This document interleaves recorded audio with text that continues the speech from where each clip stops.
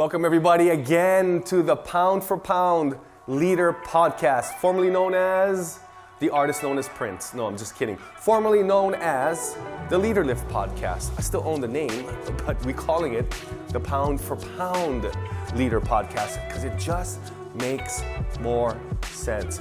Hey, I hope you're having a great week. Like I said, it's a pumpkin season right now, but I'm really excited because one of my really good friends in the ministry from Auckland, New Zealand, his name is Pastor Martin Steele. He and his wife Rosalind lead Harbourside Church in Auckland, New Zealand. Auckland's a beautiful city. The church was over 40 years old when they stepped in to lead it, and they have been leading it now for the past 15 years. In this fascinating interview, we talk about what it's like to step in to lead a 40-year-old congregation, how God called him to do that, how he's managing a 30 million building project in the midst of a pandemic, and in the midst of this pandemic, what he sees for the future of the church in New Zealand.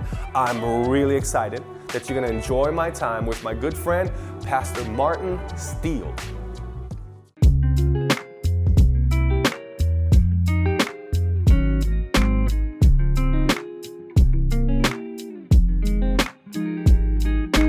Martin, welcome to the podcast. Mike, thank you. What an honor to be able to be with you and all your friends and others listening. Awesome. It's so good to have you. What is the weather like right now in Auckland, New Zealand? We've just entered spring, although I've got to be honest with you, if I look out the window, it's more like winter.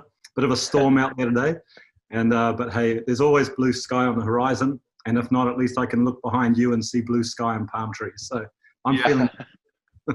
That's good. You know, I love New Zealand, the land of the long white cloud, Aotearoa. You know, I don't know if you knew this, but when I used to work for the airlines, I worked for American Airlines.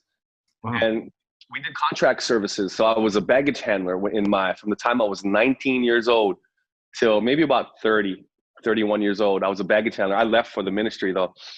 And the flights that we would always do, I'm telling you, we would do the Air New Zealand flights.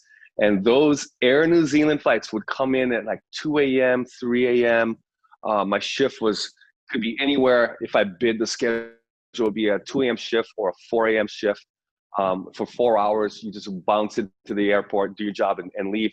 And one of the best times I had was actually cleaning those airplanes. A great story behind that. But, oh man, I always wondered what New Zealand looked like. You know, it's crazy because I learned cities based on baggage tags. So you always have the three-letter code. Yes. So Nandi, I've never been to Nandi, but Nandi had their own 3-digit code. Christchurch, I heard of Christchurch. I heard of Wellington. All of these cities that I never stepped foot in ever, but I knew their city codes for the airports. So it's pretty amazing. So and here I am talking to a Kiwi. So it's good to have you. It's good to be had from AKL. From AKL, exactly.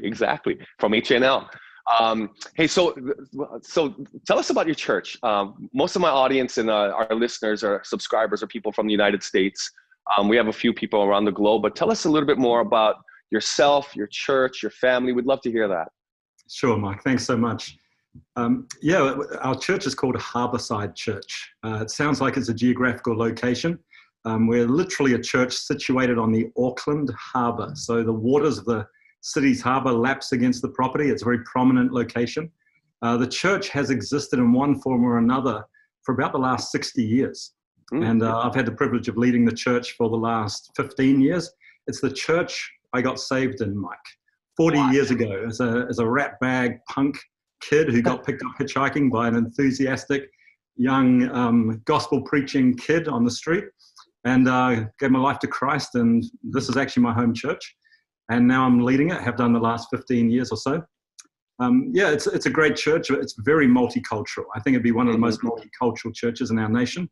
And certainly a great demographic of people of all different parts of society. Awesome church. Wow, it sounds incredible. You know, Auckland is one of the most beautiful cities in the world. I love the culture. I love the city. Absolutely incredible. But you got saved in that church, and were you raised up in that church as well? Yeah, look, I'd had no Christian background. I'd had no sort of faith base. My parents were not religious or Christian. And I got radically saved. 1980, I was the age of 17. And really, I got discipled in this church. My pastor at the time and my youth pastor set to work and they had their work cut out for them. So yeah, I grew up in the church. A few years later, went to Bible college, did a ministry internship here. And then the church actually sent us from here to a little town in the South Island of New Zealand, population of maybe 5,000, a horticultural, rural farming town. And that's where we cut our teeth and, learned all the lessons of ministry. Came back, ran a ministry called Youth Alive, which is where we got all our heart connections with our Australian and Kiwi friends. And yeah, pretty much we're here for that time. And then spent 10 years away from here working in Eastern Europe after the fall of communism, training leaders, planting churches, responding to that incredible harvest that came in the 1990s after communism fell. And then 15 years ago, got called back here. So yeah, this has always been home base, Mike, but we've also very much been an expression of ministry from the church globally and had the privilege of being in great nations like yours and just love the wider body of Christ around the world and what we've gained from that exposure. That's an incredible journey that you've been on. So you got saved in your church, discipled there, raised up, sent to a southern island with a small town, and then going to the former Iron Curtain and ministering and planting churches there and being called back home to your home church. It sounds like a fascinating journey. So tell me about your how many children do you have? How long have you been married? I've been married to Rosalind for 35 years. Wow, congratulations. Thank you. We have 2 grown children who are married. We have 2 little granddaughters, one who's nearly 4 years of age and a little 10-month-old. So they're the joy of our life. We're really blessed, Mike, that our kids are actually close to us. I say they're both in ministry in the sense that our daughter and son-in-law are in church-based ministry with us here at Harbourside. And our son is in what I call vocational ministry. So he's a top film cameraman in New Zealand, working on some of the really big projects, just doing a film at the moment with Robert Downey Jr. So he's in that whole media and creative area. And yeah, so we're really blessed to have them both living within 30 minutes drive of our house. That's awesome. So you had 2 different phrases. One you said was vocational ministry and the other one was what? Church-based ministry. Church-based. I love the way that you put it. Yeah, I think, look, often as leaders, we often refer to things like we've left something to go into ministry. And I always like to tag that and say, let's throw the word church in there. Because sometimes, and look, I play around with people's heads a bit. I say, don't drop the F-bomb. And they're like, what do you mean by the F-bomb? I'm like, we often say full-time ministry when we talk about church. And I'm like, pretty much everything should be full-time ministry. So, let's talk about people being in church ministry. Let's talk about people being in vocational ministry. If they're serving Jesus in those different fields and bringing change and transformation and representing him really well, then let's see that as the wider ministry. If every believer is a minister, every calling is a ministry. Exactly. If every believer is a minister, then every calling is a ministry. That's awesome. I'm gonna make a note of that. That's incredible. I feel the same way. I just never had that kind of language to it, the way that you put it. That's why I started a network called the Influencers Network, where we're just trying to influence those who have influence, I think that's the way that we're going to get Hawaii saved. Yeah, that's awesome. So Martin, so tell us, so you got saved and discipled in your church and here you are, and tell us about, you told me right before we started about this incredible project that you got going on. I'd love to hear about that. And I also want to hear about how your leadership and your staff has adjusted to the COVID season that's going on in New Zealand and throughout the world. Sure, Mike. Yeah, well, look, we certainly live in very uncertain times. I think the one thing about the whole COVID is that what's been a real blessing to us here, and I know I'm sure it is to where you are in Hawaii and in different parts of the world where others are listening in from, I think we've come to understand just how resilient and how robust the church really is. Mm-hmm. In a lot of our nations, we've either been in lockdown, unable to meet together, or if we have met, it's been in very small groups. New Zealand, sadly, is in almost a second outbreak of COVID. So the last few weeks, we've not been allowed gatherings of more than 10 people. They're telling us we can go to 100 this week, but that's still only a drop in the ocean to normally getting everyone together. But what these seasons have proven to us is that the church is so resilient. If you're doing the right things, if you've got a community of faith that really is authentic, if you've got a vision to reach out beyond yourself, if you've got a passion for God's word and worship, all that stuff, whether it goes online whether it goes digital, whether it's in a Zoom format or shouting across the road to your neighbor and being hospitable, or none of that stuff ceases just because we can't meet.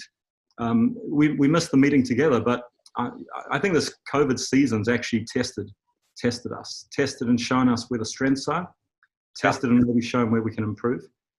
So yeah, look at the season. I hope it ends soon, just like everyone. I hate to see but I'm not gonna regret the fact that we actually went through this.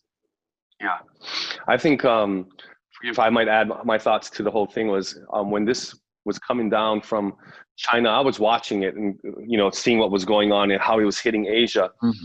And before it went to America, it actually went Europe. But I was watching a couple of pastors in Singapore and watching what they were doing to prepare their church in order to flip the switch. And his name is Pastor How. I don't know if you've ever heard of him, How, but leads Heart of God Church in Singapore. Incredible church, right? Yeah, average age is like 24 years old or 17 or something like that. Yes. Yeah, and long LED screens that actually go this way versus, anyway, you know what I'm talking about. But he was writing articles about preparing the church. So we were already 2 weeks out, seeing it coming. We were ready to, is this the weekend we're flipping it? No, it's not this weekend, it's the next weekend. Is it this weekend? No, one more weekend. Let's just get one more weekend with our people to build faith before we'd have to close the doors. And it's been I'll be honest with you, it's been tough, but it's been a great journey. It's been a great opportunity, in spite of people losing businesses all around us, in spite of basically no tourism, and everything that's going along with that. I'm not diminishing that, but I'm just talking about our church's ability and our staff's ability to flip that switch and take advantage of everything that we needed to do online. I actually couldn't be prouder. Don't tell my staff that. I couldn't be prouder because they have done such an incredible job. Now the whole key is how do we continue this momentum online, but still getting the staff to see this is not a temporary thing. This is forever. We're going to be online like this forever. And we may not get our numbers back. We may not get back to 100% or 90% or even 80% strength. That may never happen. So we're putting our eggs into that basket. And in the meantime, what we're doing online, we're going to do the best protocols and practices, procedures to make sure that everybody feels safe and nobody gets it in our building, And so it's an interesting time, but Lisa did a great staff meeting with our staff, and I wasn't in it. And she took the whole staff and she just had all the younger ones talk and tell us what you see. Tell us what you think about our online engagement, about our efforts. Really great stuff that came out of that. So it was awesome. Well, I'm looking forward to hearing some of those learnings and gleanings from what Lisa discovered in yourself. If we recorded it, I'll send it to you. But so tell us, you've got an incredible project in the midst of COVID. Yeah. Look, and of all times, right? So, we just broke ground and just starting on a major building project. It's about a $30 million project. So it's huge. Yeah, and that's huge. The very week we literally broke ground, got out of the foundations, COVID hit.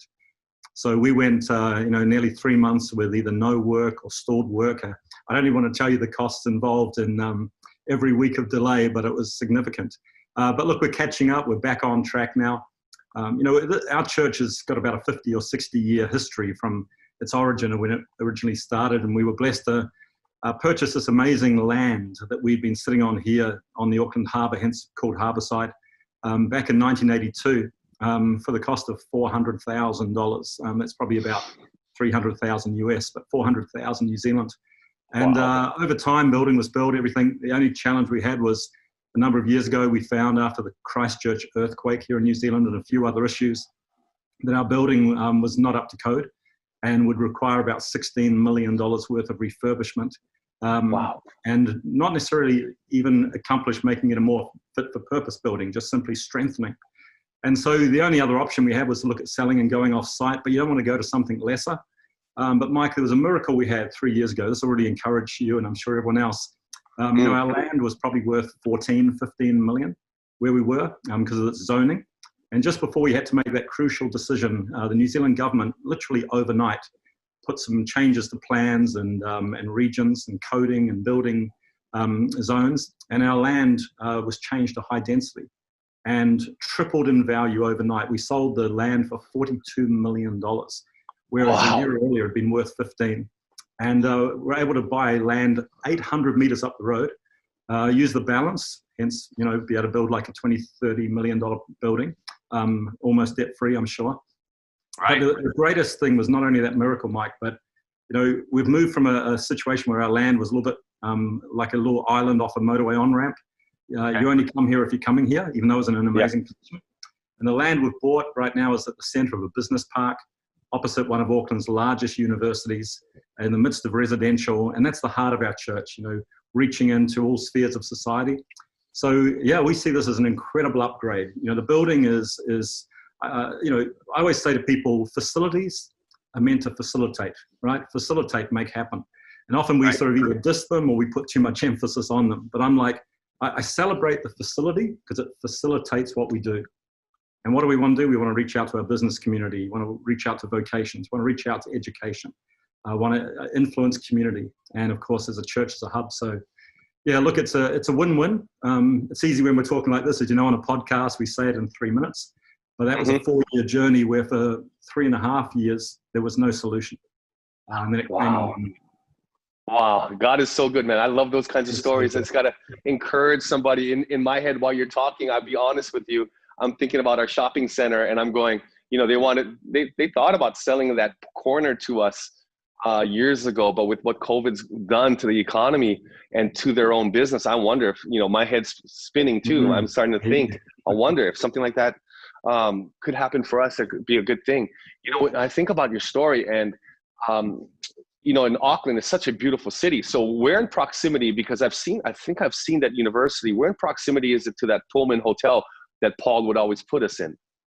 Yeah, well, that's the one you're thinking of is the Central University, near where you would stay. We're across the other side of the Harbour Bridge, where they've got another, this is the Auckland University of Technology. And so probably a slightly smaller campus, but still thousands and thousands of students. So we're on the North Shore, looking across to the city itself. So even from our property, we look across, we see the city skyline. Certainly made sure our prayer chapel's focused that way. So with huge windows, so we can be looking out over our city and believing for God to do great things here. Well, what the amazing thing is, it's hard to find land in Auckland, period. Your real estate prices are skyrocketing because of foreign investment. And for God to find you guys a piece of property there and to get to be able to pay for it cash. And I'm just curious, what's going to happen to the old building? I mean, because you sold it for 40-something. Yeah, it's because it's now zoned for high density residential, rather than just having this one large church auditorium and a few peripheral buildings. They're going to turn it into like an urban village, very much environmental friendly, working on connecting bike routes across to the city and, modern, eco-friendly. So I'm thinking a few of our church members might buy some apartments, That's incredible. That's incredible. And being able to transition, I would imagine, how old was the building, or how old was the actual church there? Well, it was built in 1984, so we were getting into the 35-year mark, and unfortunately, it was built so well. The previous leaders did such a great job. I mean, that congregation, with being a small number when they launched this thing, and did such a great project. But just in those days, the materials we used, there was no thought of earthquakes in as part of New Zealand, and like a lot of churches and other big buildings around our city now, they're facing massive hurdles of trying to earthquake-proof and other things. Martin, it's leading me into another question, a conversation. What was it like to get a 30-year-old congregation minimum since 1984 to a 40-year-old congregation to pretty much go, okay, we're going to have to transition and actually sell a church building because of the nostalgia and maybe, the land and all of that, the whole, the building. We got to remember, the church is not the building, the church is the people, but there's something about the buildings. What was it like leading the congregation through that to another proper opportunity? That's such a great question, Mike. Look, I think when it comes back to the fact you're always going to have, it's like a bell curve. You're going to have people on either extreme. You're going to have some who care very little about facilities and location. Others are going to see this as holy ground. And, I always say I never allow the 10% on either end of the bell curve to dictate what we do. You don't always find center either, but you go for the core. You're like, what do we have to do to move the core of the people with us? And I think the key for us came back to, we'd shown that it was a due process where we had looked at options of staying on site. Could we do this? Could we do that? We showed a process. People want to know that you've actually processed well. Right. But ultimately, Mike, the key was this. What are our core values as a church? Equipping and empowering people to represent the kingdom of God and to advance it in every area of their world. And the selling point for us that moved people so quickly was the fact that our new location will enable us to fulfill our vision better than ever. We're going to influence the business community. We're going to influence the education universities. We're going to be centered into residential. And ultimately, where is our facility going to be best placed? Right. It's going to outwork the vision of this house, and especially in influence. And so in the past, they celebrated things like, it's great being slightly isolated on this harbour piece of land because you have no neighbours and no noise constraints. Well, I'd rather spend $1 million on noise constraints and be walking across the road to the university every lunchtime and seeing influence. There you go. There you go. God's placed you guys in a perfect position of influence, and I love it. I got a couple of questions. I was thinking about this was, when you guys ended up, when you started, who was some of the most influential people on your life before you became the senior pastor up until that moment, coming back, to that moment? And who are those people in your life right now? Yeah, we've been really blessed, Mike. I mentioned that there was a stage towards the late 1980s, early 1990s, before we left for Europe, where I had the privilege of leading an organization here called Youth Alive, which, as you probably would know yourself from Australia, some of the names of people like the Russell Evans, Christine Kane. Yeah, Christine Kane, so many others, Mal Fletcher and all the different guys, the Bruce Hillses of this world, that because I was the New Zealand director, and hey, let's be honest, New Zealand and Australia, best of friends if we go to war, worst of enemies on the rugby field. But there's a camaraderie in our church life where the reality is, whether they're our East Island or we're their West Island, when you're involved in ministry like that, it was such a oneness. So probably the greatest influences on my life around that season weren't even necessarily so many of the people above me further advanced in years or experience. It was actually my peers. I reached out and had, great people above me that I could sort of learn from and glean from. But the influence was this bunch of radical guys and girls of names like you and I have mentioned, who were doing life together, learning to bring influence, seeing incredible moves of God, seeing generations reached, especially the young and the youth and young adults, and seeing transformation. And we learned off each other so much, and we recognized our strengths. We'd pick up on certain things, and we formed this real camaraderie where we'd come into each other's world and bring, giftings and blessing and learning experience. And so, that was probably, for me, was my one of my peers. That's awesome. Today, who would you consider, if you had a pastor, who's your pastor, or who are the most influential people around you, if you would say it's not one person, it's a group of people? Look, I think a person who would probably have influenced my life in a sense of mentoring me is a man by the name of Ian Green, a Welshman out of Great Britain who now today runs an organization called Proton. He was a person who I worked with in Eastern Europe for all those years. He's an apostle of faith, Mike. Incredible apostle of faith. Stretched me further than anyone ever had. Taught me things like, when was the last time you did something for the first time? And if you can't answer that within a month, then you need to go and do something you've never done before. Taught me not only how to live by faith, but how to give by faith. We were living as missionaries in one sense in that Eastern European period. No income. We were raising hundreds of thousands of dollars for events and conferences and things in Eastern Europe. And when I arrived on Ian Green's doorstep, Mike, this is what he said to me. He said, "Martin, you're now a missionary. You live by faith. You have no salary. You're dependent on others." He says, "This is the most dangerous season of your life because you could fall into the trap of becoming a consumer and a receiver rather than a giver." And he said to me, "As long as you work in our mission organization," he said, "this is what I want to believe for you. This will be the greatest season of giving and greatest season of generosity in your whole life." And he says, "If you want to step up to that," he said, "I'm going to pray that God will embarrass you with his goodness." And so, Mike, basically those next sort of 5 to 10 years as missionaries with half an income, we gave twice what we'd ever given before with a full income, including that final year as a missionary, giving away a year's salary of what we'd been on before we came. Supernatural, just incredible. So yeah, those are sort of the influences. He's still very much in my life. My great friends, people like Russell Evans, Mark Faragis from Kingdom City, Russell Evans from Planet Shakers, so many other people and friends around the world that we work with. Oh, those are some powerhouses, some serious powerhouses. I know somebody that really, really admires you, and his name is David McCracken. Yes. The prophet. Oh, what a great man, isn't he? Isn't he amazing? He's amazing. You know, his book, in Incorruptible Heart, he probably says, he does say it, that I breathe new life into that book. And I told David, I said, David, that book, oh my gosh, it's like a manifesto between leaders and, of all levels, and say, look, if this is my end of the bargain, this is your end of the bargain. I'm going to keep this heart clean and you keep your heart clean. And it's one of the staff books that it's a staff requirement that if you ever join our staff, you have to read In an Incorruptible Heart, along with other books as well. But definitely that book is at the top of the list. Well, David and Margaret have been, such close friends for so many years, but so much more. David would be the prophet that speaks into our life, my wife and myself, to our church. And a lot of people, when you say a prophet to the house, they either sort of go, oh, okay, that's cool, or what does that look like? Or they say, well, hang on, how does that work? David McCracken has been probably the most influential person in my life prophetically.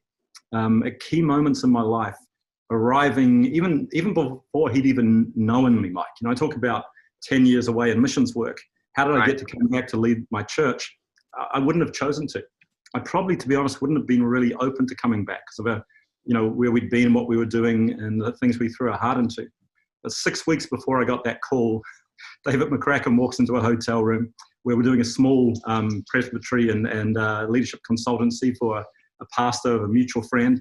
We'd never met. He walks into that room and he goes, Martin Steele, today's not about you, but I've had an hour with God in the car and he's told me to tell you this. You're leaving this place, you're going back to the place of your birth.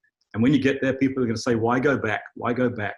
But God's calling you to go rebuild and rebuild a wellspring that had been needing that attention.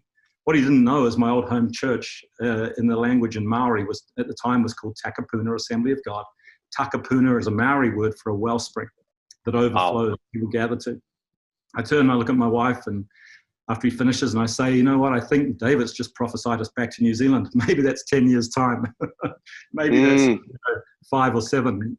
Mike, within 6 weeks, unbeknown to anyone, health circumstances and other issues, senior pastor of 31 years, literally resigned and had to make that effective immediately.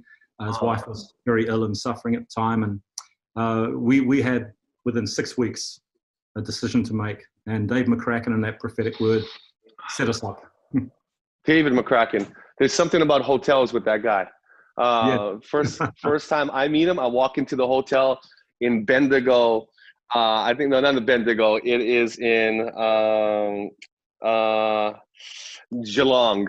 In Geelong, in Australia, outside of Melbourne, in Victoria, for people who are wondering where I'm talking about. And I walk in there. I'm there to speak at an ACC conference. And I walk in, and there's a man looking at me and smiling at me. I said, that's odd.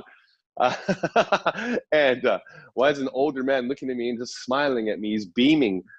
And I meet Shane Baxter. He's my good friend at the time and still is to this day, one of my best mates. And he goes, and basically, I don't remember what he said, but we had dinner later on, and he unfolded for me the things that the Lord had already shown him about me.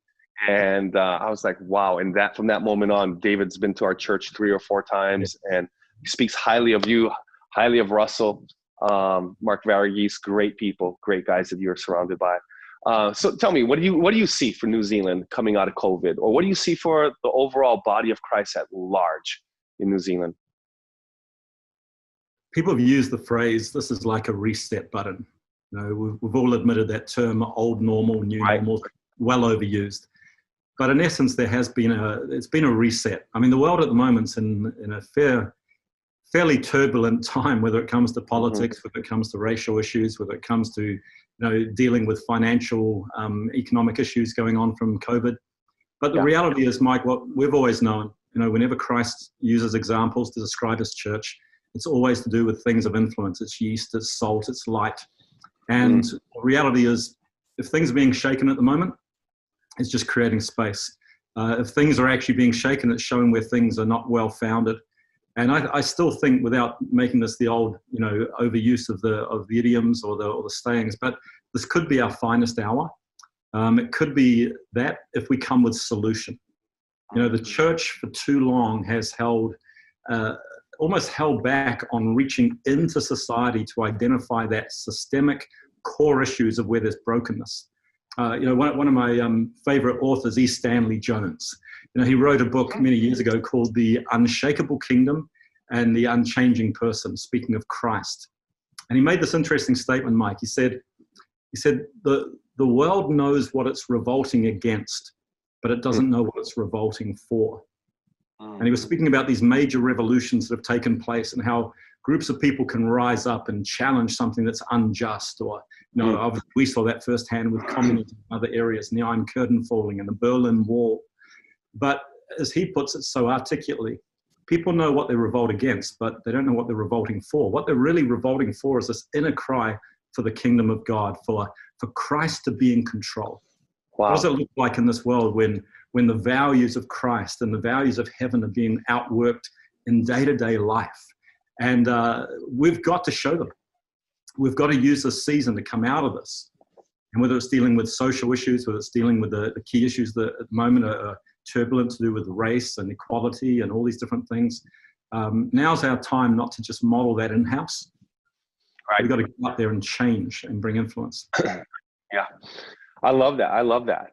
So what have you been doing to stay fresh during this time? Because from most of the guys that I'm talking to, we're working hard, but now we're working harder in a different way. So what has been the key for you, your wife, your family, in order for you to stay fresh, in order for you to continue to do what you do? So what's your hobbies? What do you like doing? You'll probably laugh at this one, I mean, look, I love doing outdoor stuff. I love running. I love cycling. My wife and I are blessed that we can get down to the lakes and the mountains. They aren't too far from here. So we certainly love recharging ourselves in nature. But Mike, what I said, the reason you'd laugh about it is the fact that the thing I love to do in my own spare time is I actually love to build things. I love to construct things, and like big scale, like let's do a huge house renovation or let's build a porch or an outhouse or an outbuilding for a friend. And for years I used to wonder, hang on, I get tired. I'm working hard. It's not like I'm sitting back on a beach with my feet up. What is it that brings satisfaction? And the irony is, at the end of it, I thought, because at the end of that time, I can see a finished product. Right. I get to see something finished. I've never seen a finished product in ministry. I see satisfaction and fulfillment, but I've never seen. Neither you or I are ever going to say to somebody, "Hey, Inspire Church, it's totally finished. There's nothing we could do to make it better." Or Harbourside. Right. You'd never say that about a disciple. Hey, like that person's life is. Everything we put our hand to never actually has a final completion. Ultimately, till Christ comes or we leave this place, there's a sense of fulfillment. So I like doing things where at the end of the day I can go, you know what, that's finished. It energizes me to get back into the continuum of an ever-increasing, ever-expanding kingdom. That's awesome. I love that. I'm a builder too. I built a table that seats 8 people. Built that. Took months to do that. I built valance boxes to hide all the curtain rods because you got different levels of curtains. I built that off of Pinterest. I built a headboard, a beautiful headboard. I build those kinds of things, but I like it. When you are actually building, and if you're doing a house renovation, you're doing it yourself. There's a love-hate relationship with that because part of you wants to hurry up because you want to live in it, but the other part is there's such satisfaction knowing that you help do, and it does take your mind off of a lot of things. I love that. Oh, it does. I really. Somebody once said, "We're most like God when we're creating." Because that's so who He is, Creator. We are most like God when we are creating. Yeah, that is the truth. That is the truth. Okay, so Martin, somewhere you've got a leader who's watching, who's listening, who's been online for 6 or 7 months like everybody else, who's listening to 4 or 5 different pastors throughout the world globally, consider one person their pastor, but being pastored by so many different people. What would you tell that person someone who's in that situation like most people are right now? Mike, I think I'd say the same to that person as I would to most leaders. I always ask them this thing. I say, whoever comes to your life, they come like a wellspring to drink. There's something in you that they come for. We just mentioned and honored David and Margaret McCracken. Right. We go there for that prophetic grace, not just to hear a word, not just to receive direction, but to know that if you get in his proximity and draw from his ministry, there'll be a prophetic edge to what he says. We'll do that differently for different people. Mm-hmm. Everyone's life is a wellspring. I would ask that young leader or that emerging leader or however we would describe them, what do you want people to come to your life to take from? What is that one thing? Is it that pastoral sense that you're a person who puts people together? Is it that sense that you're someone who will launch and send and equip others? Are you a change agent? Are you an influencer? Direct leadership, indirect. Often people can lead indirectly through what they write, what they preach, what they do. And I'd say once you can answer that, stick to that lane. Input from everyone else, but don't become, in one sense, so diverse and diluted that you lose your potency. And if in the season of COVID, in the seasons of lockdown, in these seasons of, in essence, a lot of us have had to literally trim down to those one or two things we're meant to do. Make sure that when you come out of it, you don't fall into the trap again of trying to be everything. Right. Stick to that key one thing and then empower everyone else around you to do the other stuff. Well, everybody, you've been listening to Pastor Martin Steele from Harbourside Church in beautiful North Shore, Auckland, New Zealand. One of the best places you could ever live, and even pastor, suffering for Jesus over there, right? And so thankful and grateful. Martin, thanks for your time. I know you're really busy. You got a lot going on in your world and in your life, and I really appreciate the time that you spent with us. Yeah. And Mike, to you and to Lisa and your whole team there at Inspire, thank you so much for what you're doing, and especially when you come in person. We've just loved catching up with you, and I know you've been such a blessing to our nation, to so many of my friends in Australia, and obviously what you're doing, with your book and your podcast, and you're a wellspring that I drink from as well, and I appreciate you very much. And love and God bless you all, eh? Oh, thank you. I appreciate you. We'll talk soon. Thanks, Mike. God bless. God bless. Well, how was that? Wasn't that amazing? And just to hear his story and how God called him and what God did with the building. It's so important for us to understand that there are going to be times in our lives that things don't work out the way that you exactly want them to work out at all. But then God, in his grace, takes it and uses it for his kingdom and for his glory. So now they got a better building in a better location, reaching more people in an area he actually wanted to be in. If you've ever been to Auckland, New Zealand, what a beautiful city. Some of the best churches in the world, whatever you call best. To me, one of the greatest churches, some of the greatest churches in the world, some of the greatest leaders come out of New Zealand, so I love it.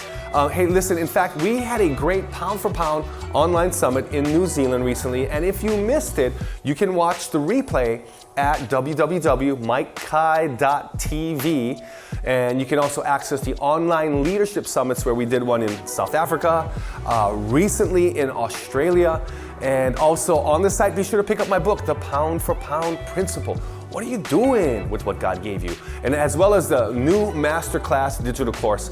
And the Masterclass includes 16 video sessions of exclusive content by yours truly that you can go through on your own or with your teams and take your leadership to the next level. So I want to thank everybody for joining me on the Pound for Pound Leader Podcast. I can't wait to see you the next time. Until then, stay blessed. Aloha.